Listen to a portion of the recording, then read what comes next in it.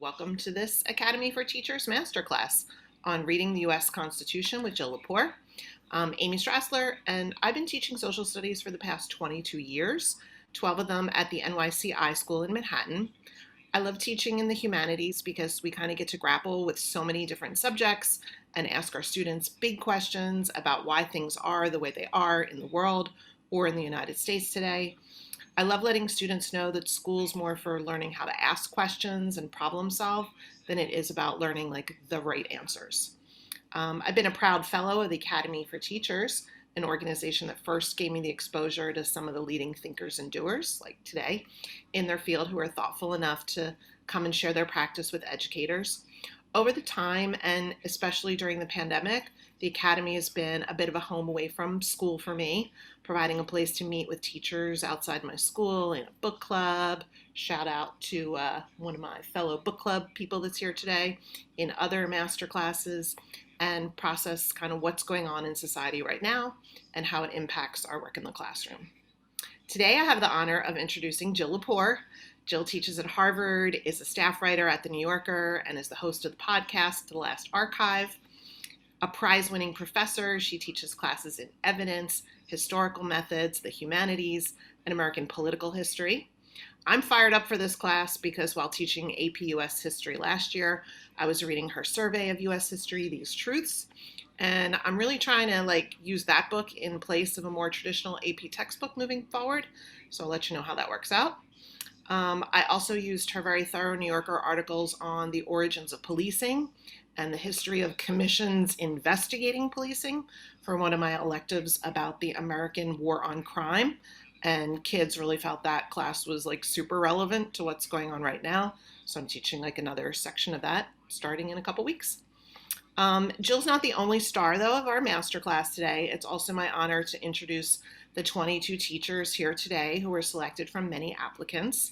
It's an impressive group with advanced degrees in literacy, history, education, law, business, and special education. We teach grades 4 through 12 and early college in public schools, charter schools, and independent schools. We teach some really interesting subjects like constructing America and the system. I want to hear about that one. And the number of extracurriculars we coach or advise blows my mind. Everything from cooking to newspaper writing to restorative justice. And there's a whole lot of teaching experience here today, too. We've been in the classroom from anywhere from 3 to 34 years. The total number of years we've been teaching is 328. And we each teach between 20 and 200 kids during the course of the year. So the number of children that know our names is 2,280. So Jill, your real audience today are those 2,280 kids, and the 2,300 students we'll have next year, and the next year, and the next, because every teacher here will in some way share what we learn from you. So the ripple effect of a master class is just huge. So thank you, Dr. Lepore, for being here. Thanks to my fellow teachers for teaching. And with that, let the masterclass begin. Jill, take it away. All right. Hey, well, super honored to be here with all of you. I'm daunted by that number 328 and the 2,300 students. So I'm sure that I will learn more from you in these sessions than the reverse. But I wanted to talk a little bit about how I teach the Constitution, and there are several different ways that I do that. And because we have time to do a few different kinds of things, I want to sort of explore a few different kinds of things.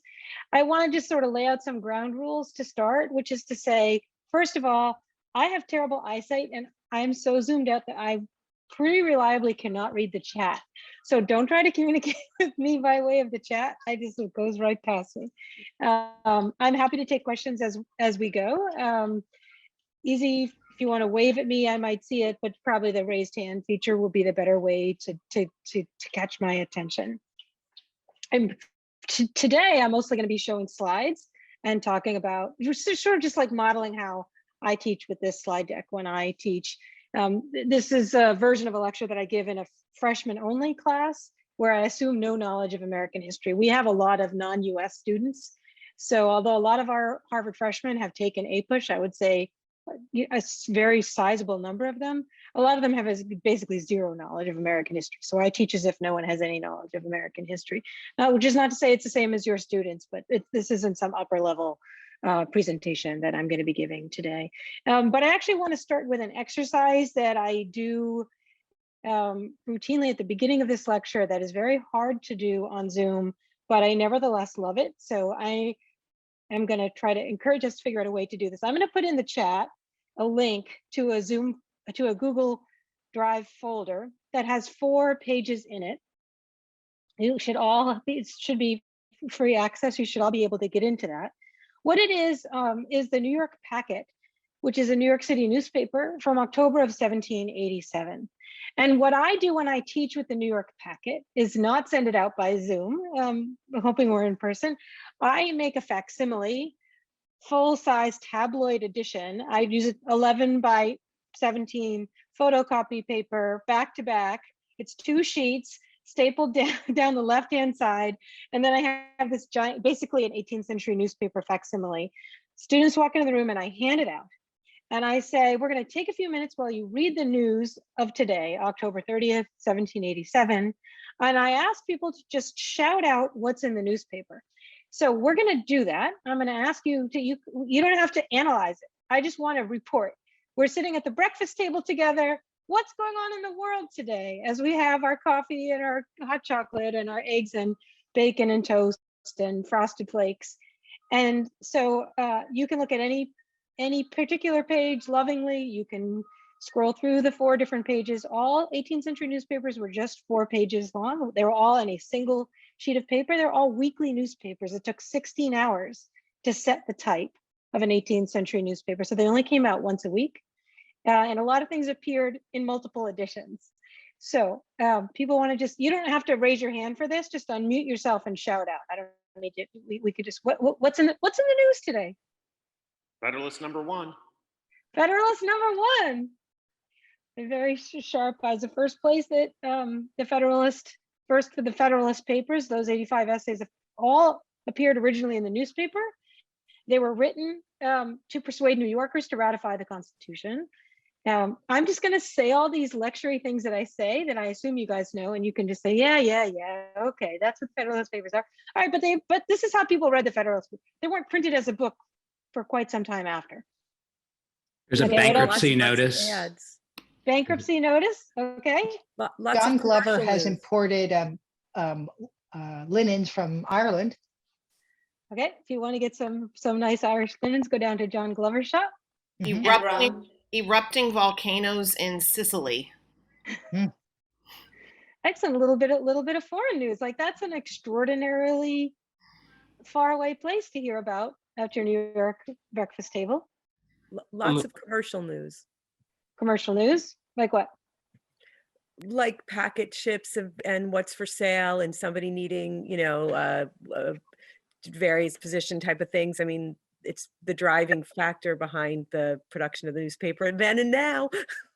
Yeah. So what does that remind you of when you look at that? This is where you can go pick up your linens. This is where you get your shipping news. It's the New York Times. Very not like today. One of the things for sale says something Negro wench. Thomas Johnson is opening a school. There's a horse that was stolen or strayed away. 3-story teaching languages. Yeah. 3-story, a 3-story brick house for sale. So a real estate listing. Yeah. And also legislation. There was something about a mortgage law. Okay, so there's a lot of law notices in there. By law, if you have to give public notice of something, the way to do that is in the newspaper. So the bankruptcy proceedings, sort of what we would think of as foreclosures, public auctions, and then if anything is passed in the New York Assembly or there's a notification about that is required by law to appear in the newspaper. So a lot of kind of government functions take place there. Yeah. Some people wanting jobs, wanting employment. Okay.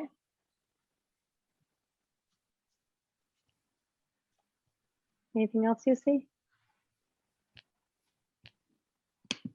I noticed they're soliciting on the bottom of the last page. They're published every Tuesday and Friday, and they're asking for essays, articles of intelligence, advertisements are gratefully received. And Yep. they're published a few blocks away from where I live. 5 Water Street. Yep. Wow. You could go down there. You could make you could take your students on a trek. I'm gonna walk my dog down there later. They have arrivals since our last. Bunch of people showing up. Okay, so one way to think about and encourage students to think about this document, it's a historical document, but it's incredibly rich, right? It's a very immersive experience of a world. In the same way, when you pick up the newspaper today, you were immersed in the events of the day, but also in the logic of this world, right? It is a highly commercial seaport town where ships are coming and going all the time, goods are being imported and exported all the time, people are buying and selling. There's just an extraordinary amount of economic activity, which takes the form largely of manufactured goods and of labor, right? So there's a lot of discussion of labor in one fashion or another here. People looking for work, people offering their services, their teaching services. And that it is also a society where a huge portion of the labor is is taken from people who are held as slaves. So that advertisement, a Negro wench who is healthy and has had the smallpox with a 6-month-old infant. It appears, just if you opened the paper, it would have been alongside the first Federalist paper. It's if you've read my book, These Truths, I sort of start with the scene because I find it really important to, remind all of us that when we think about the Constitution and the founding of the country, we don't, insert back into it some important new reckoning with race. The whole world is suffused with forms of inequality, kinds of economic activity, the extraction of labor, kinds of brutality, really kind of the daily atrocity of slavery is illustrated there. It's sort of shocking the everydayness of it, right? And it's bound up in the newspaper itself. The printer takes a commission on everything that is sold in the pages of the paper, right? So buying this newspaper is participating in the economic system that is human bondage. I mean, but meanwhile, it's also has this wholly other function, which is it's also the public sphere. So, I think your students might think of Twitter as the public sphere or CNN or Fox News as the public sphere, but it is actually the newspaper, which is also this engine of economic activity. So I think there's a way that it's a really useful reminder about the whole cast of people that are part of the community that is the United States, some small portion of which is debating the ratification of the Constitution. One thing that you guys didn't notice, but which I love about this particular issue, on the very first page in the top left-hand column, there's basically books for sale, a lot of books for sale. It's kind of amazing that people are reading the newspaper, right? Like, or it's really new in the history of the world that people are reading. Such a large portion of the population can read. But one of the books for sale is the almanac, because it's like buying your new calendar at the end of the year. Well, we don't do that anymore. I always use Google Calendar. But it comes around the end of October. It's like, I guess I need a calendar for next year because I'm starting to make appointments for January. You'd buy an almanac. But this almanac, the Columbian Almanac, if you see the ad there, you can buy it with a copy of the new federal Constitution or without, which I also just love. Is like, who are the people like, yeah, I don't want a copy of the Constitution.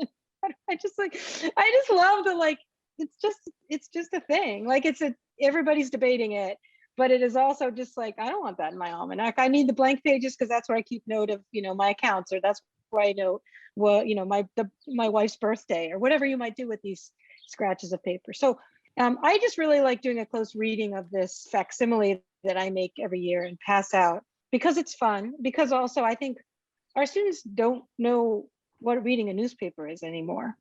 I think most of you probably had a point in your life, even if it's in the distant past, where you read a physical paper in the morning. There you go. Yeah. But that's a very rare experience for you. Almost unheard of experience for young people at this point. And so what does it mean to read a newspaper? You might find if you do this in small groups that they naturally will read things out loud to one another, which is actually how people generally read the newspaper. It's a social experience. If you remember sitting at the breakfast table and be like, honey, there's a horse that's lost. I don't know, like this, like that. you can kind of cultivate that, and then that's a sense of world building. Like we're journeying into a very different world, and it has an intimacy to it, and a familiarity, because we know what it is that you maybe want to go to buy the new T-shirt that's offered for sale, but it's also the foreignness of this world, I think, is made apparent by this exercise, the great distance and remove of it, and then that inevitably raises the really crucial question, which is, I think, the animating question of most conversations about the Constitution. This document was written, 3 weeks before this newspaper was printed, and it governs our lives every single day. Think about the world in which it was written. People are selling people and babies, and we're governed by these rules. So why is that? What explains the durability of the Constitution? So that's how I ordinarily begin thinking about the Constitution with students. I'm going to share my screen and tell you what I do next.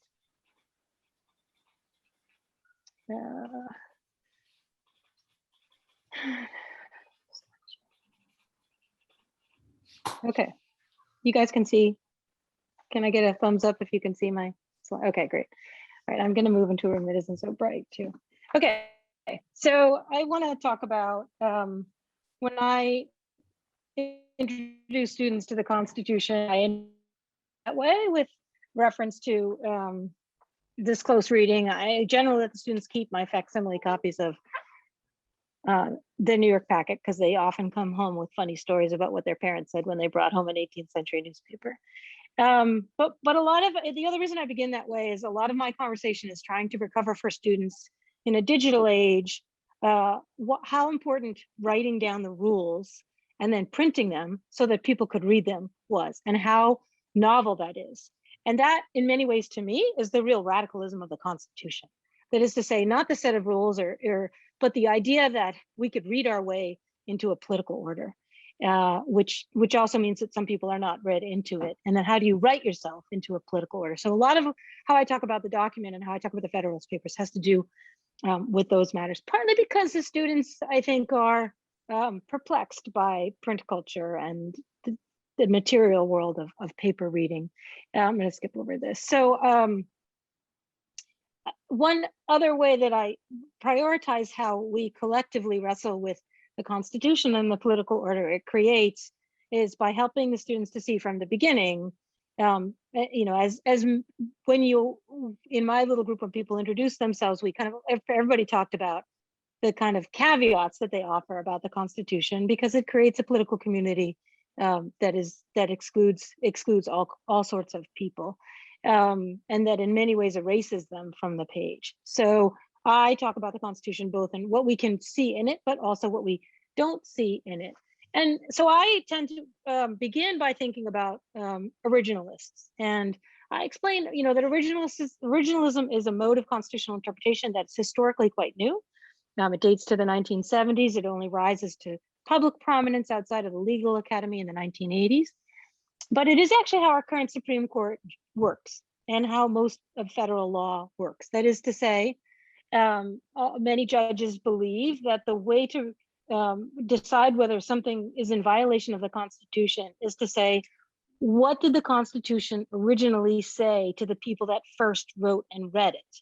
And so because they want to ask that question, they only read certain historical documents. That is, if you want to say, is an AK-47 is a law that bans the private ownership of AK-47s or military grade weapons a violation of the Constitution? The question you have to ask is, what did the people in the 18th century think about this question?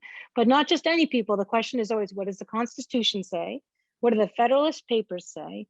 What can be learned from reading the notes from the Constitutional Convention, and what can be learned from reading the records of the ratifying conventions? And really, the way the courts work, the Supreme Court in particular, these four historical documents are the only things that can be referred to. Anything else that exists from this period is not relevant to how we read the Constitution today as a matter of law. But of course, that's not how historians think, or how any of us would, I think, naturally think. We want to understand that question about an AK-47, we would be surprised to think that only these 4 documents matter.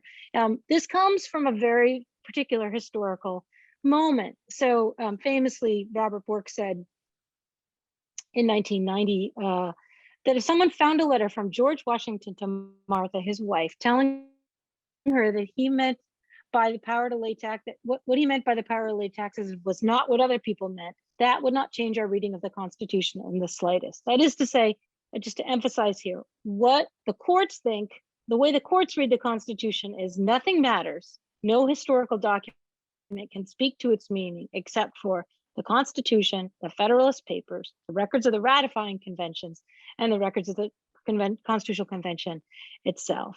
But as historians, as students of history, we have to think much more broadly about how we read the Constitution. We want to know how we today understand the Constitution, but we also want to know how other people in the 18th century understood the Constitution. So I give this example. This is a letter that Benjamin Franklin's sister Jane wrote to him in May of 1787, just before the delegates to the Constitutional Convention were sequestered. So no one was able to write a letter or send receive a letter during the deliberations. The Constitutional Convention was top secret. They even nailed the windows shut.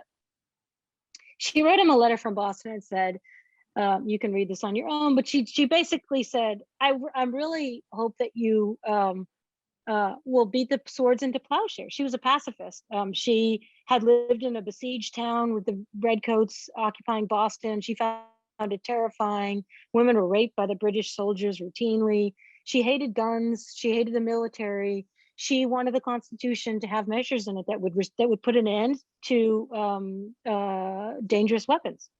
This is not admissible as evidence in how we interpret the Constitution as a matter of law, but as a matter of history, we surely need to think about the letter that Benjamin Franklin's sister sent to Benjamin Franklin. I always like to point out that this photograph on the right is not Benjamin Franklin's sister, who was never painted. It's a photograph of Benjamin Franklin's sister's great granddaughter, who looks so much like Benjamin Franklin that I just have to say, like, how impoverished we are, though, that we don't have an image of this very brilliant, profoundly political sister of Benjamin Franklin, because she was too poor to sit for a portrait. So we don't even, she's not on our $100 bill. She's not on any of our bills. She's not a famous person. So a question that, I ask is, should we care what her views were about what should have been in the Constitution? Okay, we understand the Supreme Court's never going to care about her letters. They're not going to consider them admissible as evidence, but they're admissible as historical evidence. So what does it mean to hear from a poor woman? She had 12 children, 11 of them died. She lived in poverty her whole life. She's not Benjamin Franklin. She didn't go to the Constitutional Convention. She wouldn't have been allowed. We're obligated to not commit the same error. She wasn't allowed at the convention. Her evidence has to be allowed in the halls of history. So what do originalists read? Not much. What should we read? We should read everything. The historical method is everything is a legitimate source, provided it's authentic, and if it can be corroborated, even better.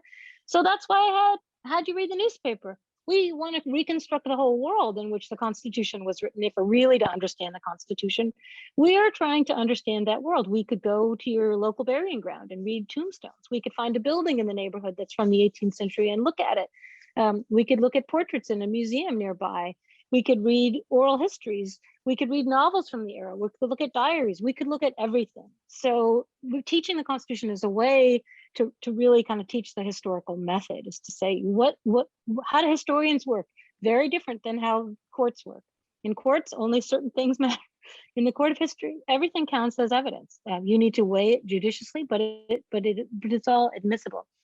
And that's why among the things we really need to reckon with as historians is this ad. They caught everyone's eye in the New York packet from that day.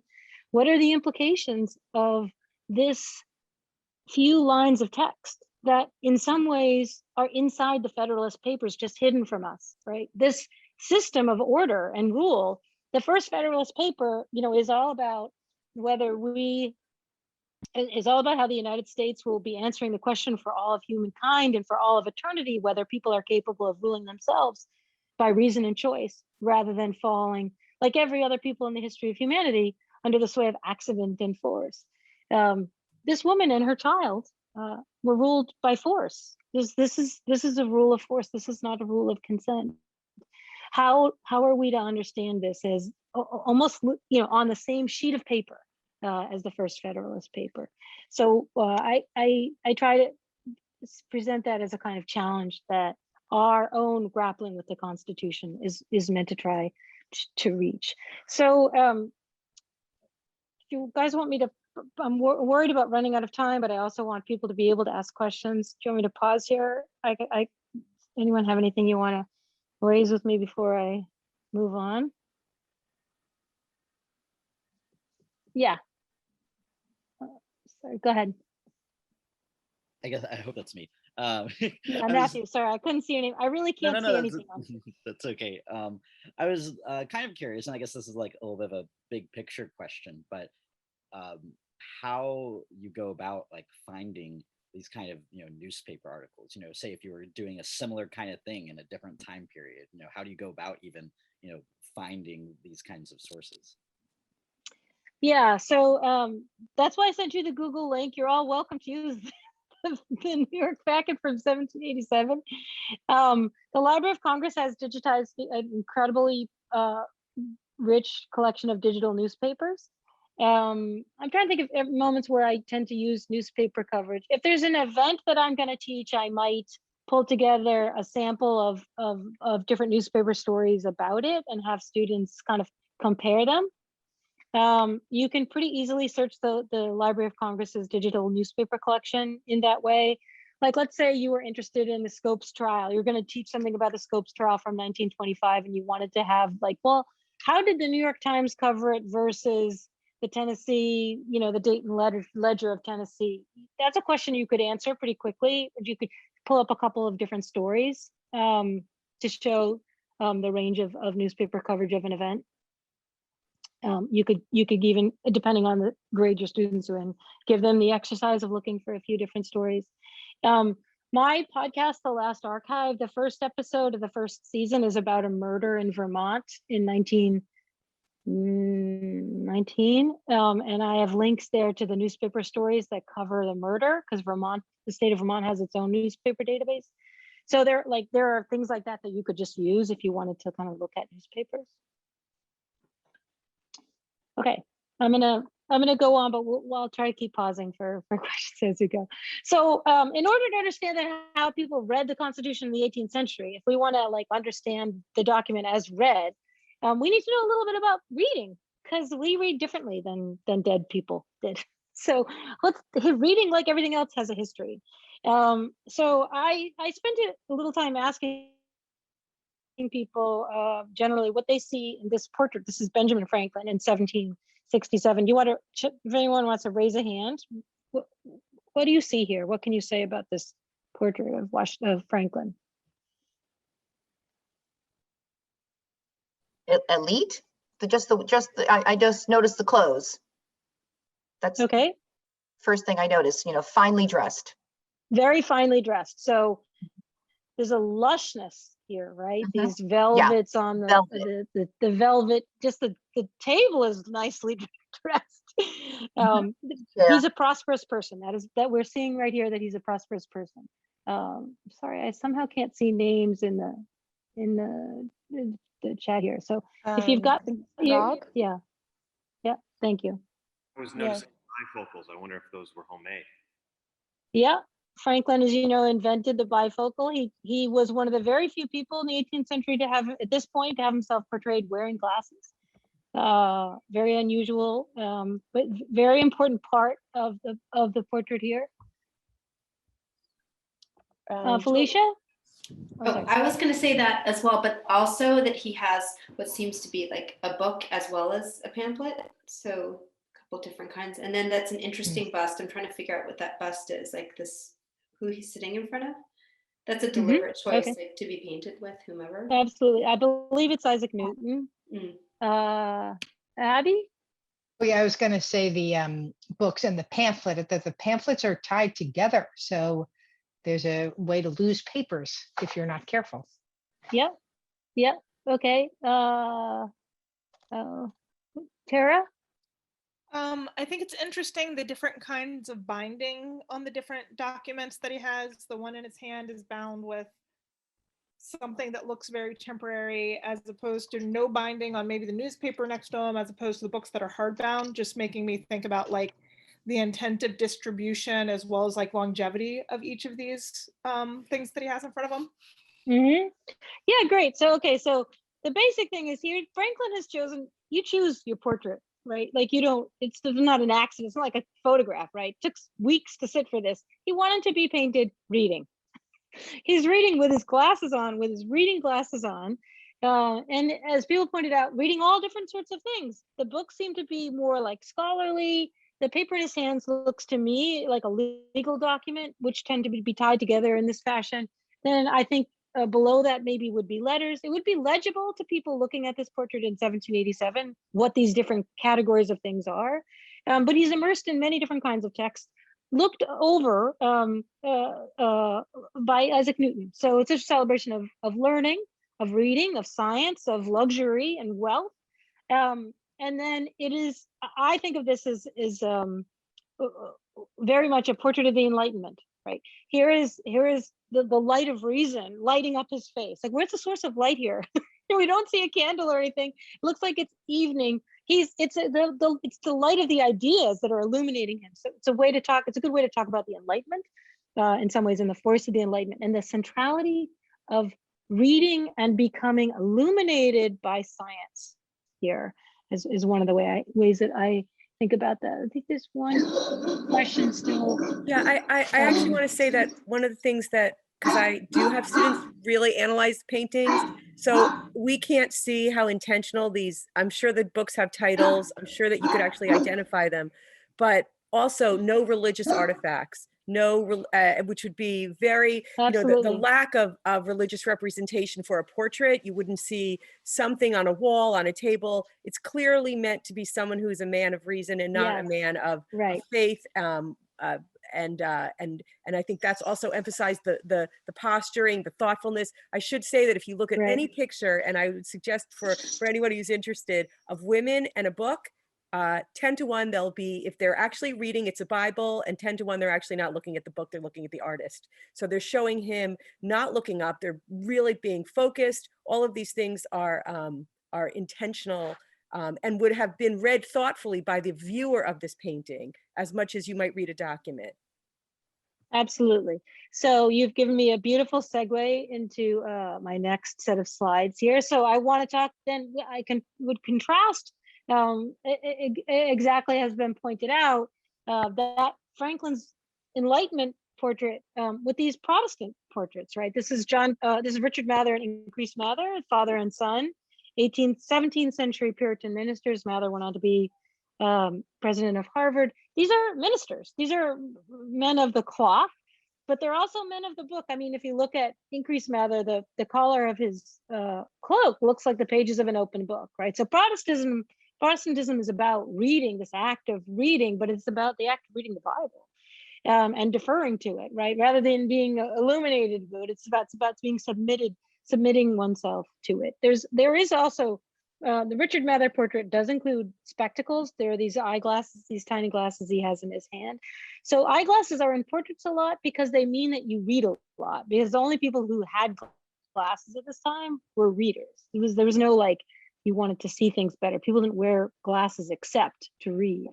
So there's something really definitely going on that we can see here about the kind of commitment to reading. But are you reading so that God can tell you how to live your life? Or are you Franklin and you're writing the rules of your own life? Right? That's the big transformation from the Reformation to the Enlightenment. And it's something about how we understand the Constitution depends on this change. To the point, can we see what books people are pointing to or reading and have themselves portrayed with? You often can. Here's a Gilbert Stuart portrait of George Washington, who's had himself painted with the Federalist Papers. It's hard for you to read here, but and the records of Congress. Here, kind of presenting himself, Washington was not a man of letters. He was not a particularly learned guy, unlike a lot of these other framers of the Constitution. He was not a learned person, but this is a celebration of the constituting of the nation in the form of the chief contribution of the United States to political philosophy, which is the Federalist Papers themselves. So the portraits they're actually a fun way to talk about them in this moment is that they're pretty much exactly like how people frame themselves on Zoom. Like I have my bookshelf behind me. I often sit here when I have Zoom, and I don't know, maybe it makes me look like I must be smart, like I have books behind me. Your students probably have made choices if they have the luxury of making choices about what's behind them. So have you. Portraits are like that too. Painted portraits are even more of a commitment to what your background is going to say about you. Now, I'm going to skip some of this stuff. I usually do this whole thing about buildings. When I talk about the Constitution, I talk quite a bit about Harvard. So I also talk about tombstones, and I talk about people who are not in the Constitution. This is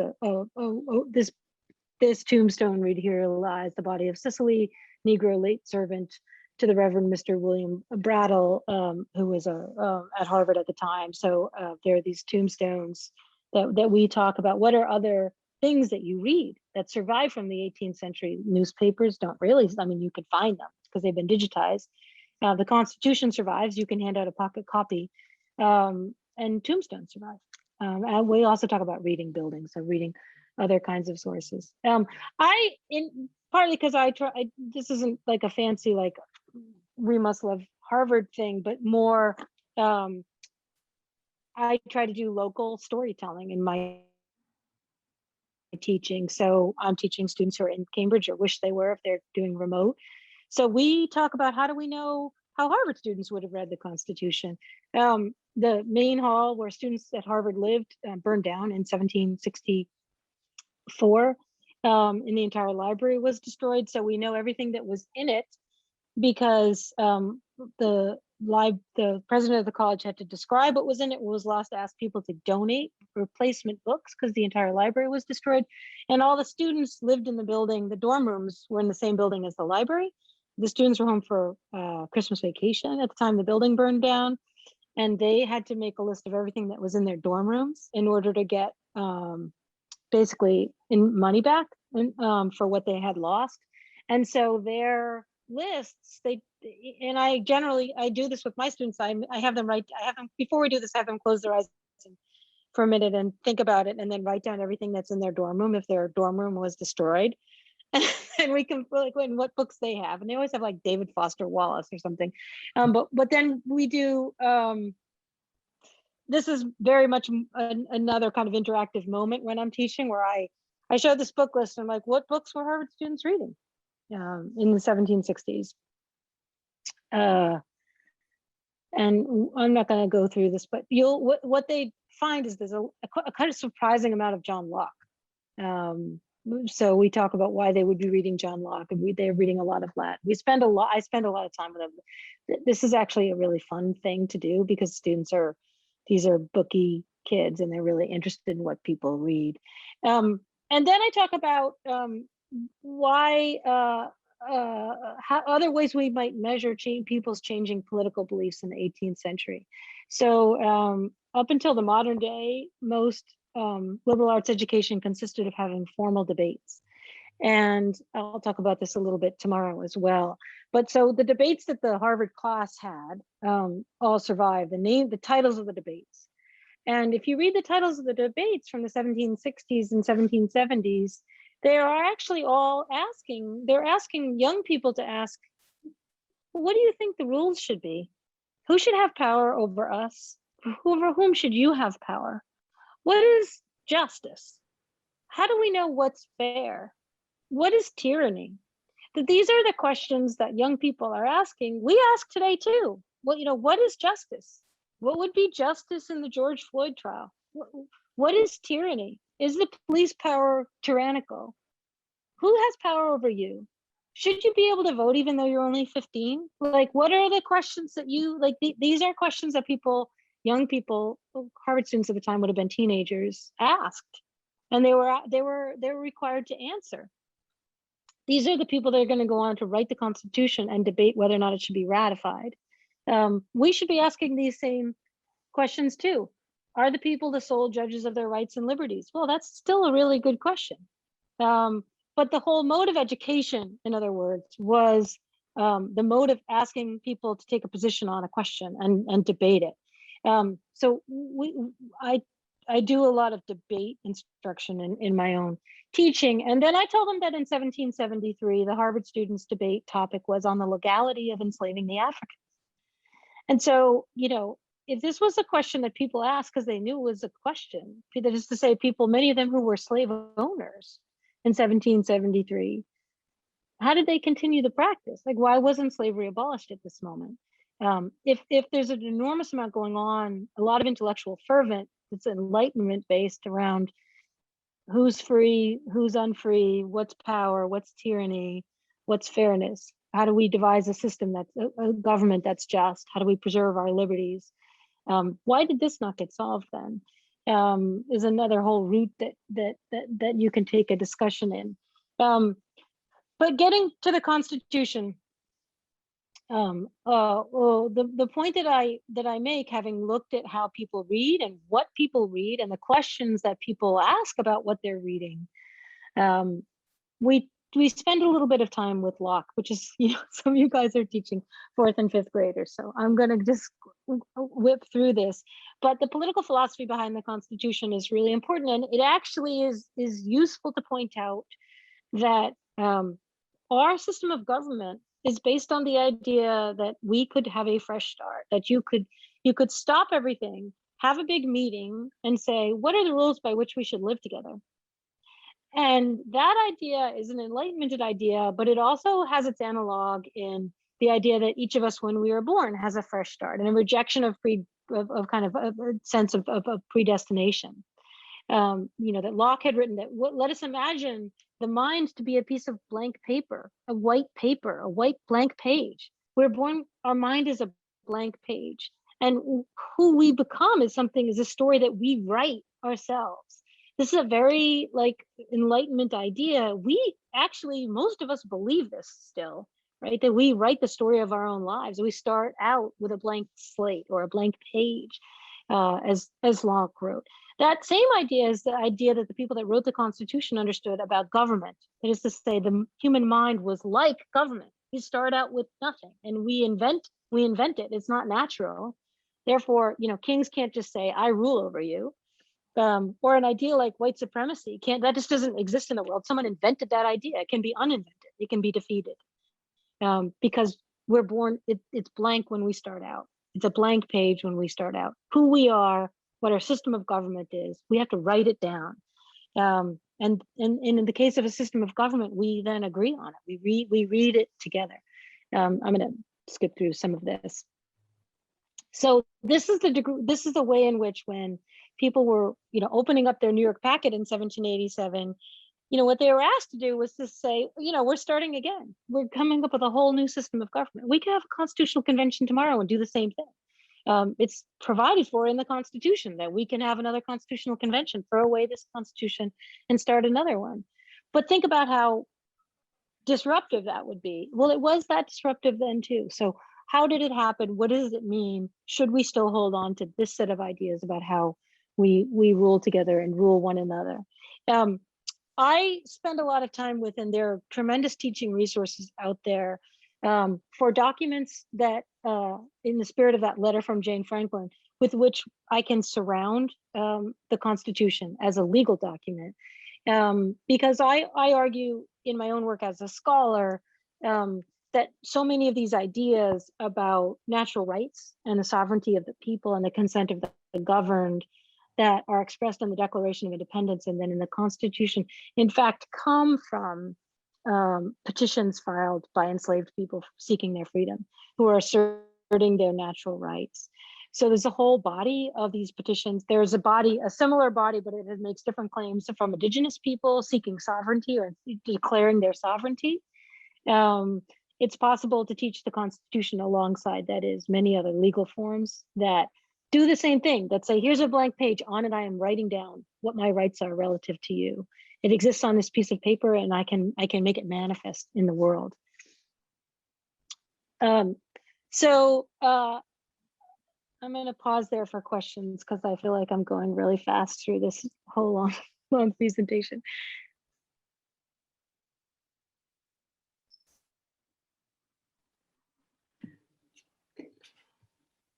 Yeah, Felicia. Oh, sorry, I was just about to Yeah. try to raise my hand. I have a question, just like, because I noticed that you mentioned Locke, just in terms of that education, like would they have, would the students have been versed with like other social contract theorists like Hobbes or Rousseau? Like, is it, because Locke has like a particular, persuasion? Like, was that balanced with other theorists at the time? Yeah, no, they wouldn't. I don't think they would have read Hobbes in the 1760s. One of the things, there's a couple things, other things I say about that Harvard library fire. One is that Locke is really the only modern writer that they read. If you'll notice, like there's no 18th century novels. There's no Robinson Crusoe. There's no Jonathan Swift. It's mainly like Homer, Virgil. Like this is like a lot of Latin. There's Greek textbooks. They're really reading the ancients, and most of their examinations would be on the ancients. Locke is the only modern writer, but after the fire burns the library down, when they replace the library, they start replacing it mainly with more modern writers. So a lot of radical writers that we associate, like not a Tom Paine, because he's not a political philosopher, but 18th century political philosophers are sort of like the Edmund Burke kind of people, right? And that's really different. The other thing that happens after the fire, which just always rocks the students' mind. So before the American Revolution, if you were a college student and you walked into a room, you would walk in and you would take your seat in order of the wealth of rank of your father. Everybody would know who your father was, what his rank was socially, and which would be a function of his wealth and his gentility. And you would take your place in that. And if your father's rank fell, you would move to the back of the room. After the revolution, you would walk into that room in alphabetical order. That's the revolution in this really, it is an extraordinarily radical move to say people are not born to their rank. You can do anything. So there are measures of that sort of thing. Abby? Yes, there's a terrific podcast that I've used in addition to yours, that's called This Land by Rebecca Nagel. And it's an indigenous, she's from the Muskogee Creek Nation, and it's talking about the McGirt decision. She talks about teaching the Constitution alongside constitutions from indigenous nations. And I wonder if you've ever done any bit of that, and or where I might find some of that. Like I know the Cherokee Nation put together a constitution. I think that some of the constitutions would be more recent, but I wondered your thoughts on that or directions where to find some of that. Because I've reached out to her, but I haven't heard. Yeah. I think the Cherokee Constitution is in some ways the easiest to work with. There are two other things I'd point you to. One is an anthology, I believe it's called Say We Are Nations. That is primary documents of different indigenous groups asserting their sovereignty in different ways, but some of them include constitutions. And then another is a project called the Comparative Constitutions Project, which is constitutions from all over the world. And I believe that includes some indigenous constitutions. There's a website that's called the Constitute Project. That's a product of the Comparative Constitutions Project, where you can look, it's actually really fun to work with the students. You can look up, say, the rights of women, and it will tell you, you can even generate like maps and timelines about which constitutions historically in different parts of the world, different African nations, when they first inserted a gender equality provision into a constitution. You can generate like these cool, like it's a fun thing to give a little assignment to. So there are some, I believe there are indigenous constitutions in that compilation. I also wrote a review, I think in last week's New Yorker, of a new book that's a history of constitutions around the world, that actually has some interesting features in it, which the book I'm reviewing, which is a history of constitutions, makes some really interesting claims about how state constitutions in the US that were racially exclusive, like the Oregon Constitution, where you have to be white to be admitted as a citizen and to be free, or Chinese immigrants can't vote in these different states. Indigenous peoples are wholly disenfranchised. But those constitutions were printed and were really influential in places like Australia in denying rights to the Aboriginal Australians or New Zealand with the Maori.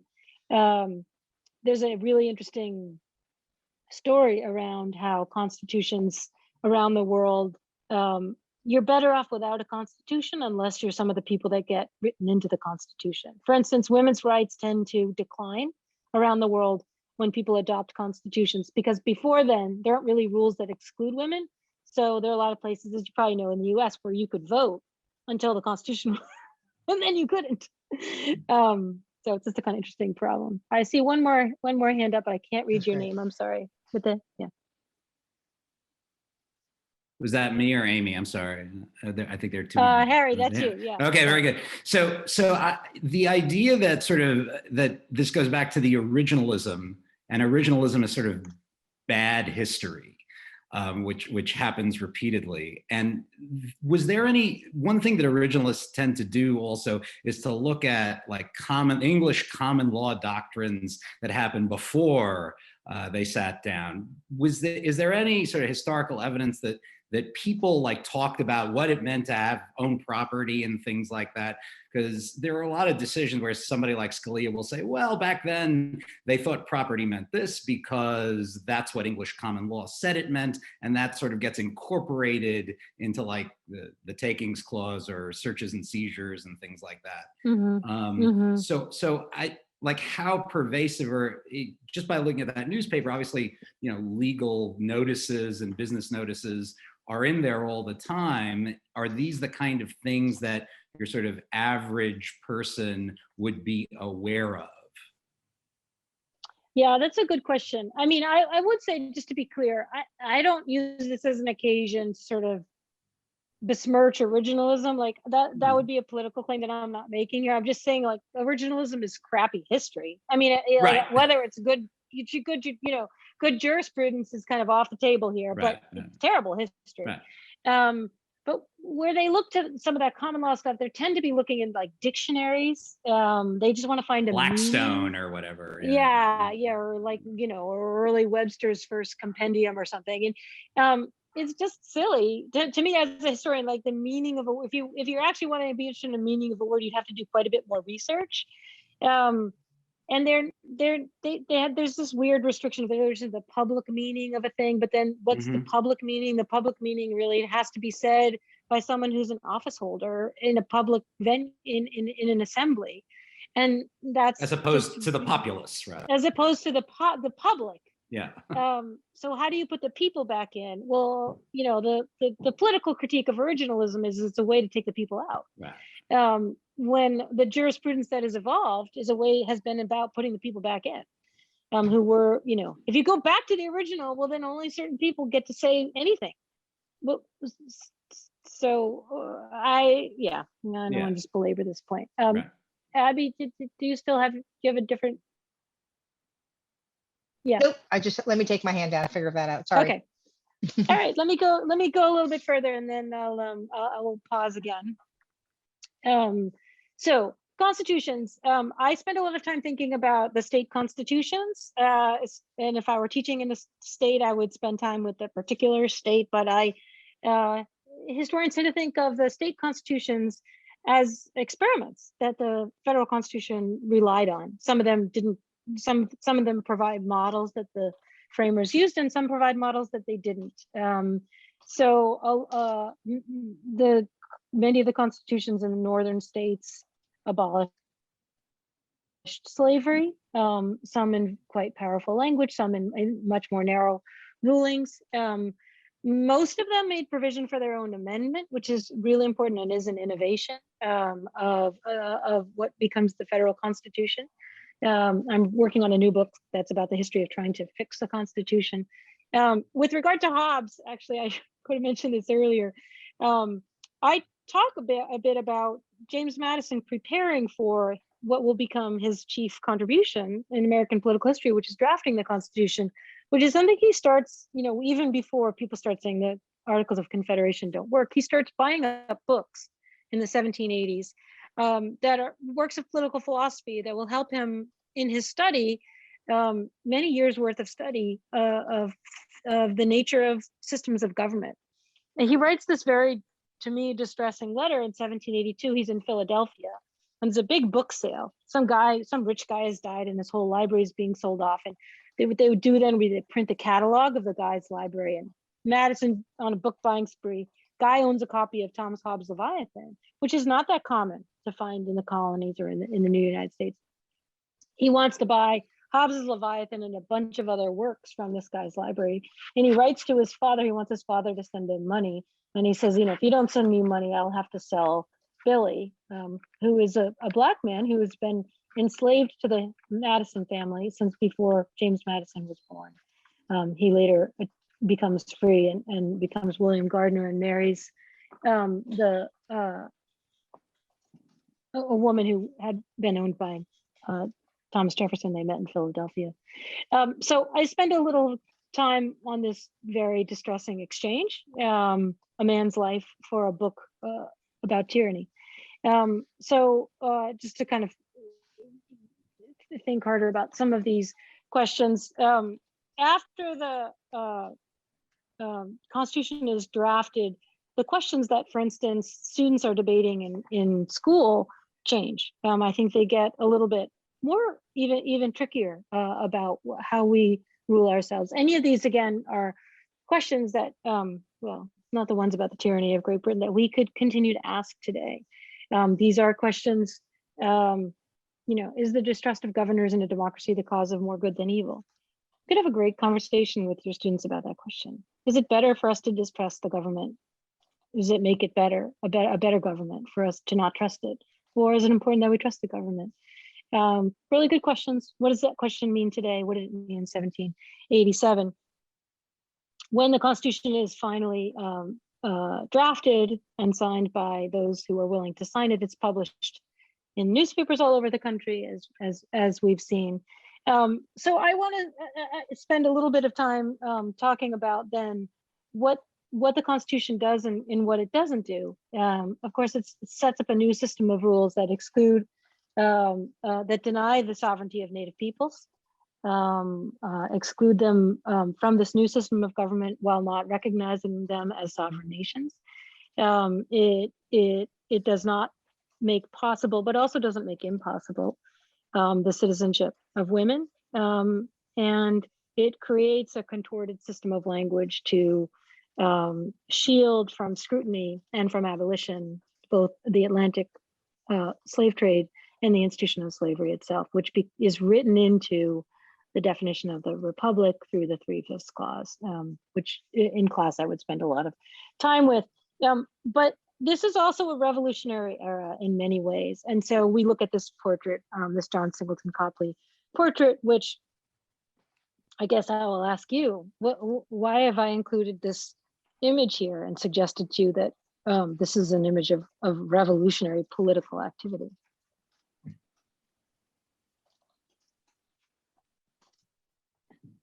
Felicia?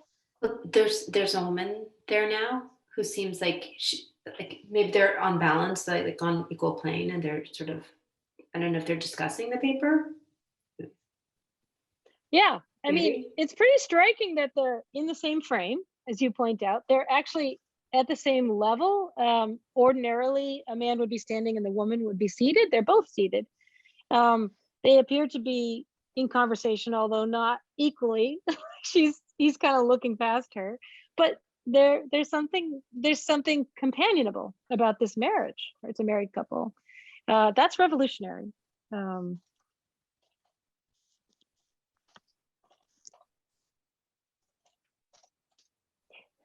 So we could there's a lot else that you could spend time with the lushness. What's all the extravagance about? These people are extremely wealthy. They're showing off their wealth with all this fabric, and Copley's also showing off his ability to paint fabric.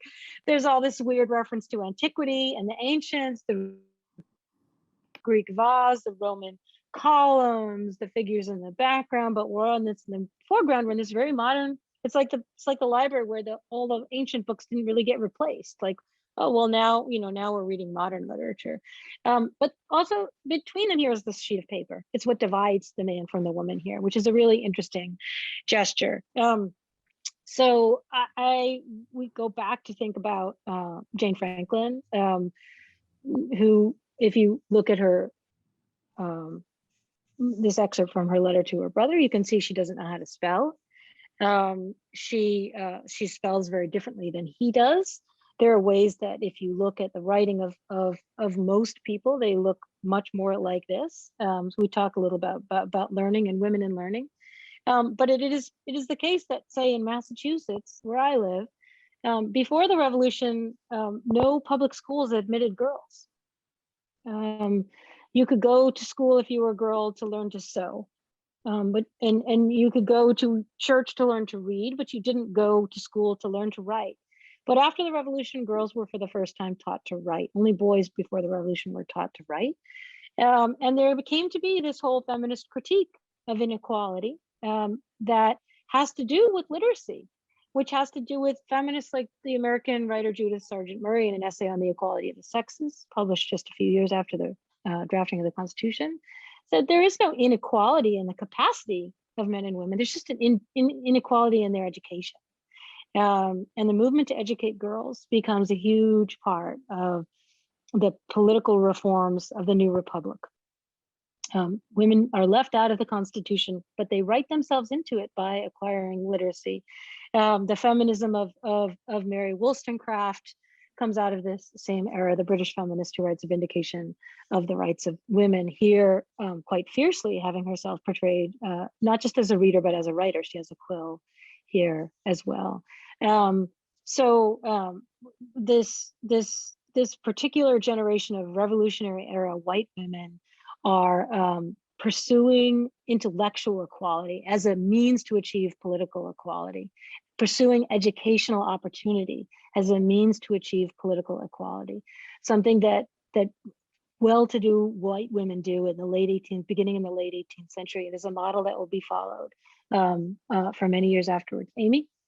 Yeah, I teach a women's history class now, and we use like Mary Wollstonecraft. It's American history, but we kind of use her writing as like a grounding for women's movements in the United States.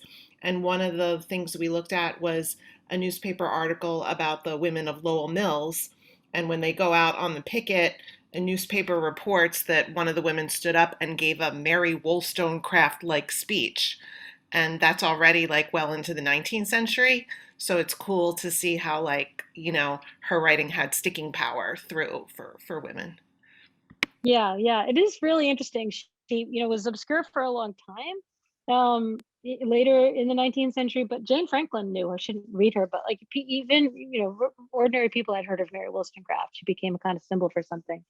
I just have a couple more slides. I know we're supposed to end at 5:15, right? So you can see after the revolution, the continuing representation of men. Here's Timothy Matlack with the Pennsylvania Constitution that he drafted. But Phoebe Folger, who was a niece of Benjamin Franklin, lived on Nantucket, who made this watercolor of herself, depicted herself in the same facial thing, which is like, I am thinking. Like this is this hand gesture in your head. Like I am thinking. I have a brain. This is I think it's a really kind of exciting visual story to tell, looking at images from the period. And this is where you finally, after the period of the Constitution, finally see women with books and with eyeglasses in particular. Yes, they tend to be reading religious books. Yes, these tend to be pictures of piety, but they're also pictures of learning. And yes, we are looking at white women here. We're switch at Jane Franklin. But by the middle decades of the 19th century, this pursuit of writing yourself into the Constitution by insisting on your intellectual equality and pursuing educational opportunity becomes an incredibly important feature of the abolitionist movement, especially that as led by Black women. So I like to end this lecture with this, I think, really beautiful daguerreotype, which is of an unidentified sitter, but who has had herself depicted here with a book, but not only with a book, but with a pen. Around her neck on that chain is a pen. This is a woman who is a writer. So when I think about that experience of the journey that you can take with students from holding up that 1787 newspaper and reading it and trying to figure out that world. What do you do when you're trapped in that world? What change can you fight for? You can fight for your education. You can fight for your freedom. You can fight for your education. You can fight for equality. You can fight for justice. And there are many different ways of doing that. And yeah, I'm gonna I'm going to end there. I know we're a little bit over time. So let me stop sharing. Yeah, and see, people need to bow out. That's fine. I'm happy to take 1 or 2 questions, but then I too have to go finish making dinner here. Ellen? First of all, I want to thank you, and I actually want to say this, and please don't take this the wrong way, but when I've been teaching all my Zoom classes, I usually assign one student to be my teaching assistant for the day, and they do things like read the chat and tell me those things like who's got a question. You just might want to try that so that it will help you out. That's all. I just wanted to say that, but thank you so much for everything. I don't want to stop other more important questions. Rosemary? Yeah. So I guess I was wondering about this idea of the elite. And I know about, like the change, before the revolution, after the revolution.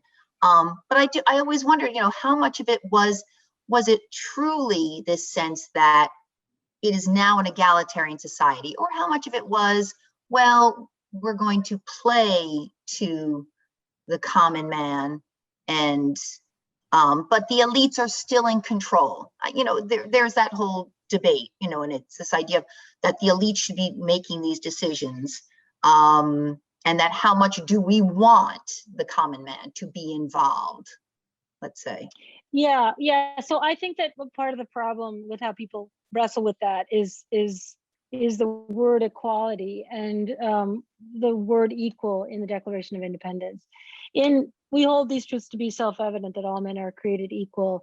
That equality that Jefferson was referring to was a very narrow political equality for a particular group of men. He didn't mean what people mean today when they talk about equality.